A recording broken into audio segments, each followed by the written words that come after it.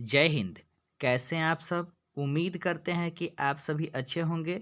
तो स्टूडेंट्स, सबसे पहले आप सभी को 1 फरवरी में जो आप लोग परीक्षा में शामिल होने वाले हैं उसके लिए बेस्ट ऑफ लक। ठीक है, तो आइए हम आज आप लोगों को 50 VVI इम्पोर्टेंट सब्जेक्टिव क्वेश्चन बताने वाले हैं बायोलॉजी का। ठीक है ना, जो आपके एग्जाम में बहुत ही हेल्पफुल होने वाला है। ठीक है ना, एग्जाम हॉल में जाने से पहले एक बार इस वीडियो को शुरू से अंत तक जरूर देखें और अपने दोस्तों के बीच जरूर शेयर करें। ठीक है, तो आइए देर न करते हुए हम वीडियो को शुरू करते हैं। ध्यान से देखेंगे। आप सभी का पहला प्रश्न है, अलैंगिक जनन मुकुलन से आप क्या समझते हैं? ठीक है, तो इसका आंसर होगा, इस प्रकार के जनन में जनक के शरीर में कोई बल्ब सरीखी प्रवर्धन निकली आती है जिसे मुकुलन कहते हैं। ठीक है, दूसरा प्रश्न है, पुनपुर्वरता से आप क्या समझते हैं? इसके लाभ बताएं। तो आंसर है, पुनपुर्वरता द्विलिंगी पुष्प में पर परागण के लिए एक स्थिति है जिसमें नर जनन भाग मादा जनन भाग से बहुत पहले परिपक्व होकर परागकण को मुक्त कर परागकण को उत्सर्जित करता है। ठीक है, नेक्स्ट क्वेश्चन, यहाँ इसके लाभ देखेंगे। ठीक है, इसका लाभ है, द्विलिंगी पुष्प में स्वनिषेचन को रोककर विभिन्नता उत्पन्न करता है। ठीक है ना, ये सभी क्वेश्चन आप सभी के इंपॉर्टेंट है, ध्यान से देखिए शुरू से अंत तक। ठीक है, तीसरा क्वेश्चन है, क्लाइनफेल्टर सिंड्रोम पर प्रकाश डालें। आंसर है, यह एक गुणसूत्रीय विकास है। यह ट्राइसोमी का एक उदाहरण है, लेकिन इसमें लिंग क्रोमोसोम एक्स की एक अतिरिक्त प्रतिलिपि के मौजूद होने के चलते मानव कोशिकाओं में 47 क्रोमोसोम हो जाता है। यह लक्षण पुरुषों में पाया जाता है जो देखने में सामान्य लगता है। ठीक है, नेक्स्ट क्वेश्चन देखेंगे, 4 नंबर देखिए। क्वेश्चन नंबर 4 है, सहलगनता को परिभाषित करें। दो होमोलोगस गुणसूत्रों के धागों को एक दूसरे के साथ जोड़ने की घटना सहलगनता कहलाता है। ठीक है, नेक्स्ट क्वेश्चन, अनुकूलन क्या है? इसका वर्णन करें। सफलतापूर्वक जीवित रहने तथा प्रजनन करने हेतु किसी जीवधारी का अपने वातावरण के अनुरूप ढालना ही अनुकूलन कहलाता है, परंतु अनुकूलता का प्रयोग किसी ऐसे लक्षण के लिए भी किया जाता है जो उसी जीवधारी को अपने पर्यावरण के अनुकूल बढ़ाने में मदद करता है। ठीक है, नेक्स्ट क्वेश्चन देखेंगे, 6 नंबर देखिए। सभी क्वेश्चन बहुत ही इंपॉर्टेंट है, ध्यान से देखते रहिए। देखिए, आनुवांशिक कोड के गुण या विशेषता बताइए। देखिए, प्रत्येक अमीनो अम्ल के लिए कम से कम एक वीक कोडोन होता है। दूसरा है, कोड सार्वत्रिक होता है, अर्थात सभी जीवधारियों में एक समान होता है। तीसरा है, कोड अपहलासित होता है, अर्थात एक ही अमीनो अम्ल के लिए एक से ज़्यादा कोडोन हो सकता है। क्वेश्चन नंबर 7, मलेरिया क्या है? लक्षण तथा उपचार लिखें। इसका आंसर है, मलेरिया ज्वार मलेरिया परजीवी प्लाज्मोडियम से उत्पन्न होता है। इसका लक्षण है, कंपन के साथ बुखार, सिर दर्द एवं पेशियों में दर्द, रोगी को 48 घंटे के अंतराल पर तेज बुखार का आना। उपचार है, कुकैन की दवाइयाँ जैसे कि क्लोरोक्विन, मेफाक्विन आदि। 8 नंबर क्वेश्चन है, क्रमिक विकास क्या है? क्रमिक विकास किसी जनसंख्या के जीन पूल में वह सूक्ष्म परिवर्तन है जो एक पीढ़ी से दूसरे पीढ़ी तक पहुंचकर एक नई जनसंख्या उत्पन्न करता है। ठीक है, नेक्स्ट क्वेश्चन है 9 नंबर, ध्यान से देखिए। वायु परागणित पुष्पों के अनुकूलन बताइए। ये पुष्प चटकीले तथा भड़कीले नहीं होते हैं। ये पुष्प छोटे रंगहीन तथा गंधहीन होते हैं। ये पुष्प हल्के तथा चिकने होते हैं। क्वेश्चन नंबर 10, शुक्राणु जनन एवं वीर्य सेचन की परिभाषा लिखें। शुक्राणु जनन, वृषण में शुक्राणु जनन निर्माण की प्रक्रिया को शुक्राणु जनन कहते हैं। ठीक है, उसके बाद है वीर्य सेचन। शुक्राणु जनन के पश्चात शुक्राणु शीर्ष सटोली कोशिकाओं में अंतः स्थापित हो जाता है और अंत में जिस प्रक्रिया द्वारा शुक्राणु जनक नलिकाओं से मोचित होता है, इस प्रक्रिया को वीर्यवेचन कहते हैं। ठीक है। 11 नंबर क्वेश्चन है, टाइफाइड बीमारी का रोगजनक, लक्षण, संक्रमण की विधि तथा उपचार के बारे में बताइए। तो देखिए, टाइफाइड एक संक्रामक रोग है जो सल्मोनेला टाइफी नामक जीवाणु के कारण होता है। इसका लक्षण है, इसमें सिर दर्द, आमाशय दर्द होता है। संक्रमण की विधि, सल्मोनेला टाइफी नामक जीवाणु के मल मूत्र में पाया जाता है। घरेलू मक्खी रोगी के भोजन पदार्थ एवं पेयजल पदार्थ पर बैठकर उसे दूषित कर देता है, जिससे बीमारी फैलता है। उपचार है, इसका नियंत्रण प्रतिजैविक के द्वारा किया जाता है। रोगी को ताल भोजन देना चाहिए। ठीक है ना, यहाँ होगा ताज़ा भोजन देना चाहिए। ठीक है। टेस्ट ट्यूब बेबी क्या है? बहुत ही इंपॉर्टेंट प्रश्न है। ठीक है, ध्यान से देखिएगा। टेस्ट ट्यूब बेबी पात्र निषेचन का एक उदाहरण है। इसमें अंडों का निषेचन शरीर के बाहर होता है, फिर जाइगोट को 8 कोषीय भ्रूण तक विकसित कर माता के शरीर में फिलोपियन ट्यूब में प्रवेश किया जाता है, जहां भ्रूण का आगे का विकास होता है। ठीक है। 13 नंबर क्वेश्चन है, एड्स के 2 लक्षण की विवेचना करें। बहुत इंपॉर्टेंट प्रश्न है। एक प्रकार का फेफड़ा का रोग हो जाता है, त्वचा का कैंसर हो जाता है। ठीक है। 14 नंबर क्वेश्चन देखिए, अंड जनन से आप क्या समझते हैं?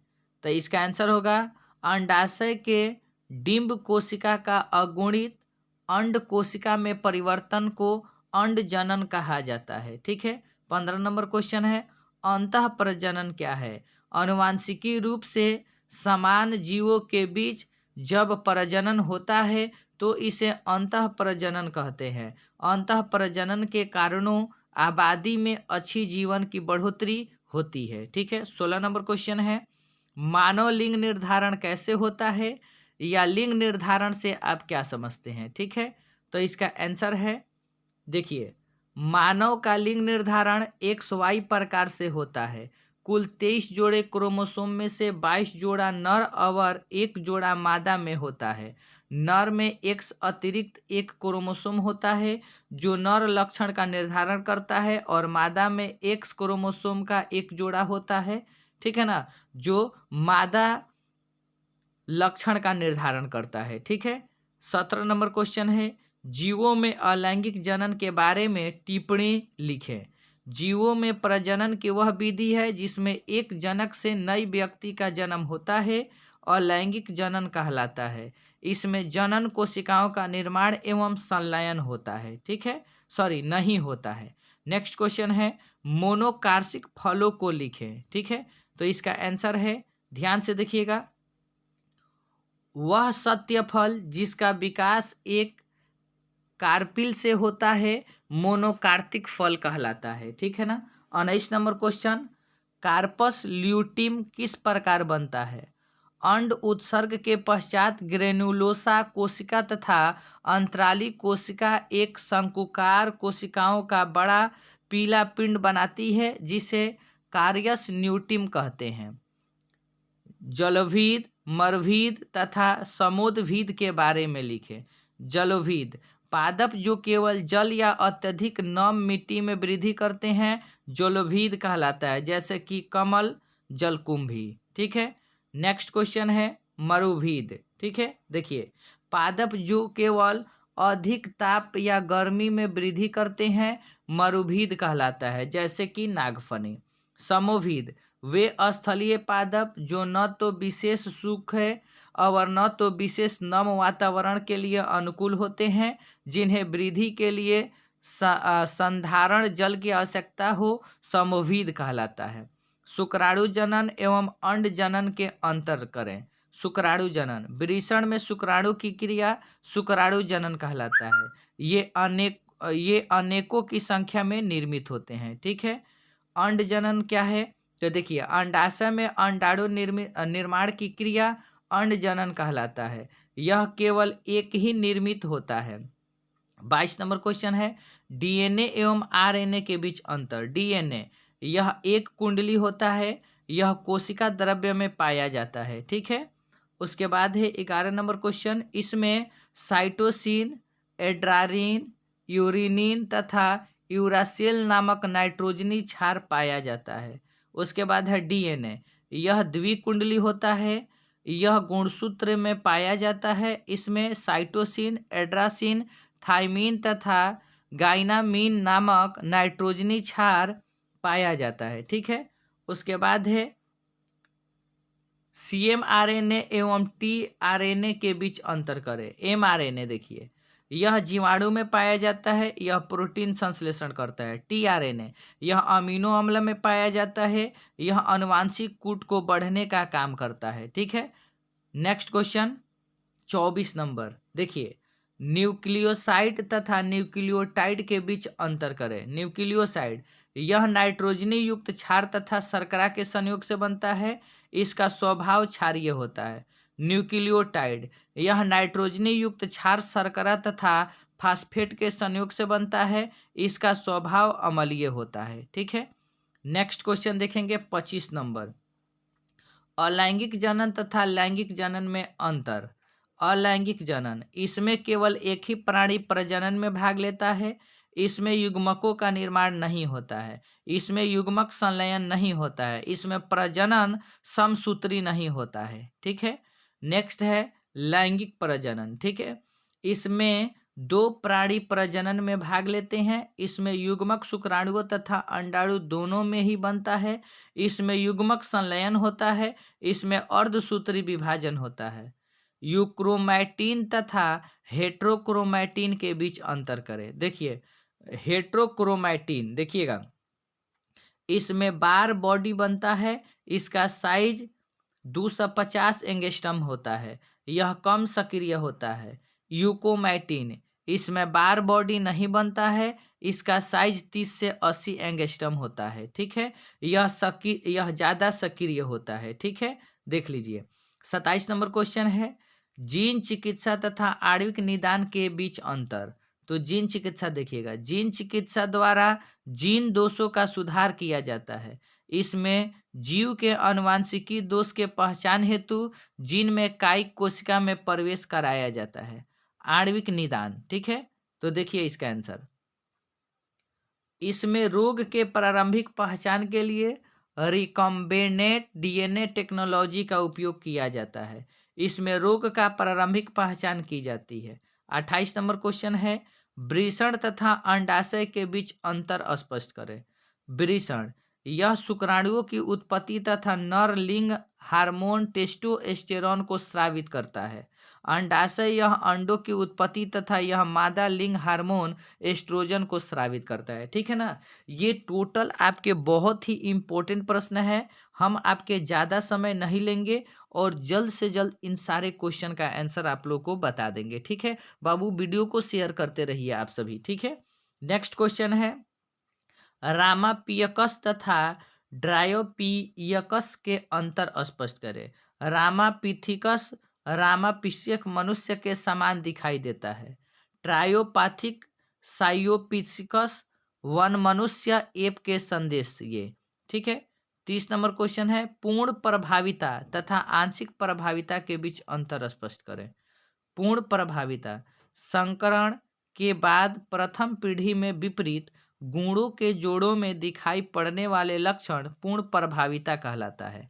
आंशिक प्रभाविता, संकरण के बाद प्रथम पीढ़ी में विपरीत गुणों के मौजूद हुए नहीं दिखाई पड़ने वाले लक्षण आंशिक प्रभाविता कहलाता है।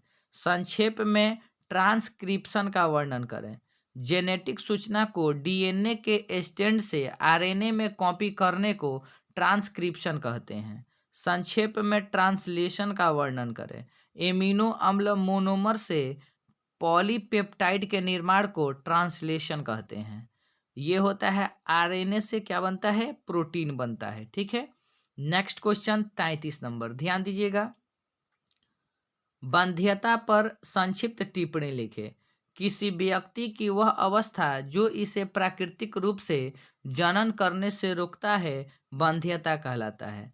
मंडल ने अपने प्रयोग के लिए मटर का चयन क्यों किया? ठीक है, मेंडल ने अपने प्रयोग के लिए मटर के पौधों को चुना क्योंकि वह वार्षिक होता है, इसमें कोई विपरीत लक्षण पाया जाता है तथा इसका देखभाल करना आसान है। कूट फल के बारे में उदाहरण सहित लिखे। ठीक है, तो देखिए इसका आंसर 35 नंबर का, वह फल जिसका विकास अंडाशय से न होकर पुष्प के अन्य भागों से होता है कूट फल कहलाता है, जैसे सेब, नाशपाती इत्यादि। रक्त का कार्य बताइए। यह शरीर का तापमान बनाए रखता है। रक्त में पाया जाने वाला WBC शरीर को रोग के लक्षण से बचाता है। रक्त में पाया जाने वाला RBC रक्त में O2 तथा CO2 का स्थानांतरण करने का कार्य करता है। ठीक है, नेक्स्ट क्वेश्चन है 37 नंबर। प्रत्यक्ष सहलगनता एवं परोक्ष सहलगनता पर टिप्पणी लिखे। प्रत्यक्ष सहलगनता, जो जीन 50 या उससे कम मैप यूनिट्स की दूरी पर पाए जाते हैं उसे प्रत्यक्ष सहलगनता कहते हैं। परोक्ष सहलगनता, जो जीन 50 से अधिक मैप यूनिट्स की दूरी पर पाए जाते हैं उसे परोक्ष सहलगनता कहते हैं। RNA के प्रकार लिखें। ठीक है,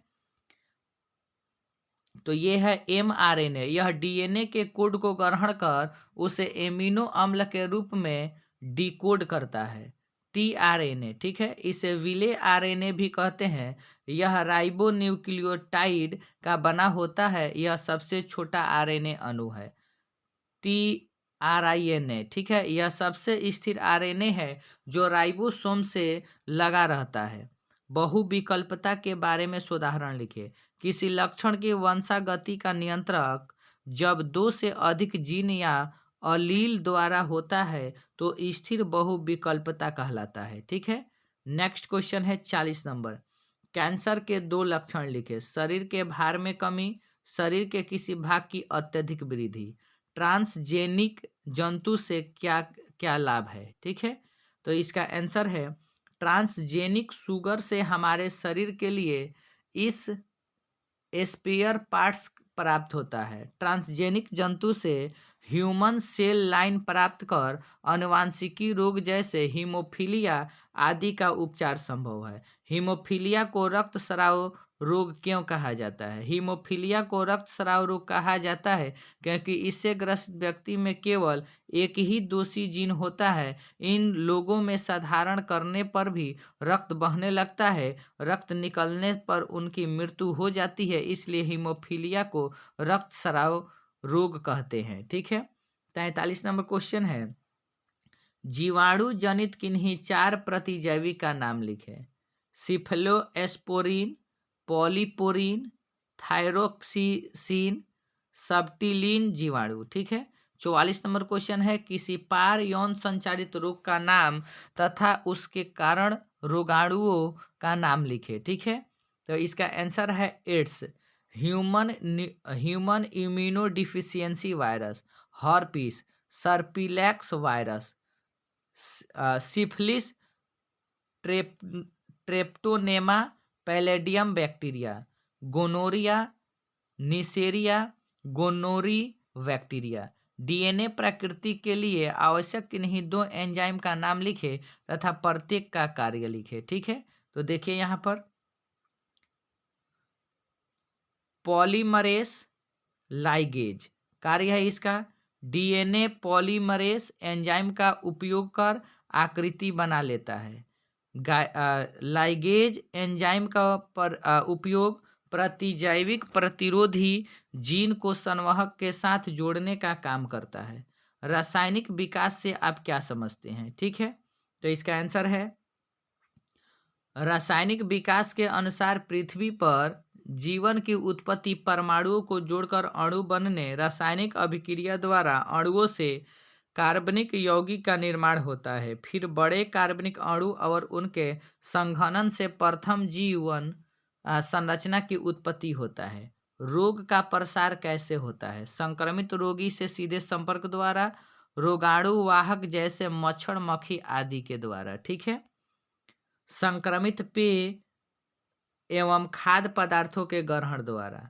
48 नंबर क्वेश्चन है, रेबीज बीमारी के कारण, लक्षण तथा नियंत्रण के बारे में लिखे। कारण है इसका कुत्ता बिल्ली के काटने से होता है। लक्षण हाइड्रोफोबिया, निगलने में कठिनाई, नियंत्रण रेबीज जंतु का रेबीज विषाणु के विरुद्ध, ठीक है, टीकाकरण करा करके, ठीक है ना। 49 नंबर क्वेश्चन है, निम्नलिखित पर टिप्पणी लिखे, ठीक है। इसका आंसर है सत्य फल क्या है जिस फल के निर्माण में फल के फूल के अंडाशय ही भाग लेता है उसे सत्य फल कहते हैं, जैसे कि आम अंगूर। निषेचित जनित फल क्या है? कुछ पौधों में निषेचन के बिना ही फल का निर्माण होता है, तो ऐसे फल अनिषेचन जनित फल कहलाता है, जैसे केला। जब एक बीज के अंदर एक से अधिक भ्रूण हो तो इस अवस्था को बहुभ्रूणता कहते हैं, ठीक है। बहुभ्रूणता क्या है? जैसे कि नींबू, ठीक है।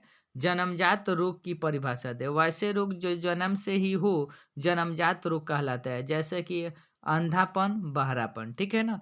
तो स्टूडेंट्स, ये आपके टोटल 50 सब्जेक्टिव क्वेश्चन रहे जो आपके कल के एग्जाम यानी कि 1 फरवरी के लिए बहुत ही इंपॉर्टेंट है, ठीक है ना। वीडियो अगर अच्छा लगा हो तो अपने दोस्तों के भी जरूर शेयर करें और चैनल को सब्सक्राइब जरूर करें। मिलेंगे हम लोग अगले वीडियो में, तब तक के लिए जय हिंद, जय भारत।